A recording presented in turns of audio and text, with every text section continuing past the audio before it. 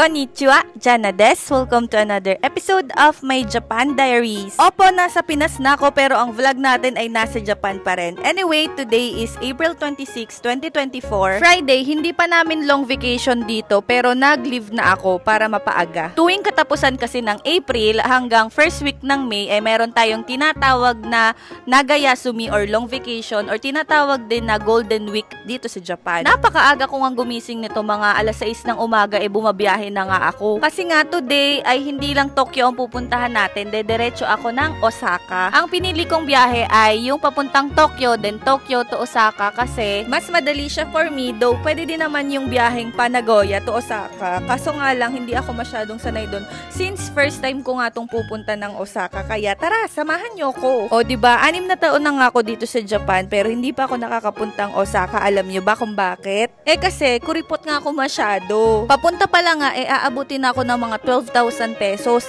balikan pa, diba, ang mahal, tapos yung mga expenses pa, so kailangan talaga meron kang baon na more or less mga 10 lapad or mga 37,000 plus yung hotel pa pala, diba? Alam nyo ba, kaming mga nandito sa Japan, kapag gumagala kami within Japan, actually pwede na namin siyang gastusin papunta sa iba pang bansa para gumala. Ganun kalaki yung gastos, pero kung bagay paminsan-minsan nga ay pwede din naman. Pero syempre, dahil nga sabi ko sa inyo ako'y kuripot, etong trip na to ay hindi ko gastos. Pupunta ako ng Osaka today kasi naimbitehan ako sa isang interview ng isang content creator dito sa Japan. Sila ay mga foreigner din. Isa sila talaga ang company. Pero yung sa creative department nila is merong silang podcast, YouTube, and TikTok. So, ayun na nga, kung nakikita nyo, nandito na nga ako sa Osaka. At from Osaka, sumakay ako ng bus. Papunta na dun mismo malapit sa place. Medyo kinakabahan nga ako nito kasi first time kong bumiyahe na ganito kalayo. Inabot ako ng 5 hours pero bullet train yun, 2 bullet train at saka bus. 2 PM ang schedule ko na punta dun sa kanilang building. At before yun, pumunta muna ako sa CR. Naghanap ako ng CR para mag-makeup kasi wala pa talaga akong ayos. And then voila! Classic girl, lahat ng suot ko'y galing ukay or bigay ni nanay. Maya-maya nga ay na-meet ko na nga itong si Toby. Siya yung host ng podcast. Pero guys, di ko na muna sasabihin kung ano yung podcast nila kasi nahiya ako. Char. Actually, hindi pa naman siya nare-release. Baka matagal-tagal pa. Basta i-check ko muna kasi sobrang kinakabahan talaga ako nito kasi first time ko nga ito napasubo nga yata ako kasi may stage fright talaga ako na tao. Nangangatal talaga ako sa mga ganito. Talagang ginrab ko na nga lang ito kasi gusto ko nga maka-experience ng Osaka at ma-meet ulit ng aking kapatid kasi malapit-lapit lang siya dito. By the way, ito pala ang kanilang office. Ito ang office ng creative department, halata naman. At ito namang isa pang long hair, ay nalimutan ko na ang pangalan. Basta siya yung nagse-set up ng mga lights, ng camera. Kami lang 3 talaga dito sa room. Buti na lang, baka kasi kung madami, baka ako'y nahimatay na. Ito pa lang si Toby ay isang Ukrainian at yung isa namang long hair ay nalimutan ko na din talaga. Yung interview dito ay English, hindi siya ni Hongo. Pero naging ni Hongo kami kaunti. Ang problema, mapa ni Hongo ay mapa English ay kakaunti ang baon ko. Kaya ako'y sobrang kabado nito. Buti na lang sobrang bait nilang dalawa. May time pa talaga na tumigil kami kasi sobrang nangangatal ako.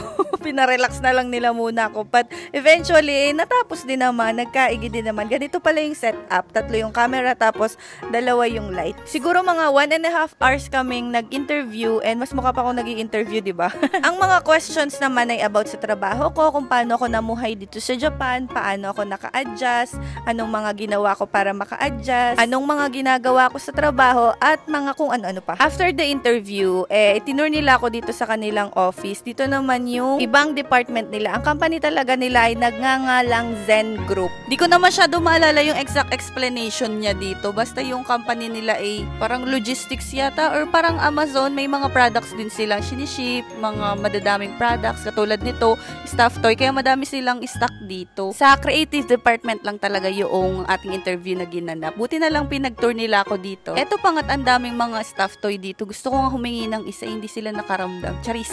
Karamihan nga sa employee nila ay mga foreigners din, hindi mga Japanese. May iilan na Japanese, pero madami daw ang foreigners. Sobrang bait nga nitong si Toby. Sabi niya nga, meron nga din daw siya naging ex na Pinay noon, pero 10 years ago na yata. Pero ngayon siya ay happily married na sa isang Japanese. At na-meet ko din dito si Julian. Siya talaga yung unang nag-contact sa akin sa email at saka sa TikTok. Grabe, ubus na talaga yung English ko dito. At At ito pala yung logo ng company nila. Ito yung company nila, Zen Group. At binigyan pa nila ako ng snacks dito. Sabi ko lang, nabawasan pa yung snacks nila. At meron din ako ditong na-meet na isang Pinay. Dito din siya nagtatrabaho. First time ko nga ma-experience, ma-interview at ma-tour sa isang office dito sa Japan. I'm so glad na nakilala ko sila at napakababait. Kundi dahil sa kanila, hindi ako makakapag-Osaka. Sobrang kaba daw, pero worth it din naman yung kaba. Minsan kasi sinusubukan ko talaga yung sarili ko kung hanggang saan ang limit ko, kung hanggang saan ko kayang gawin ng mga bagay-bagay, pero hanggang dun lang pala. Ako'y nangangatog talaga.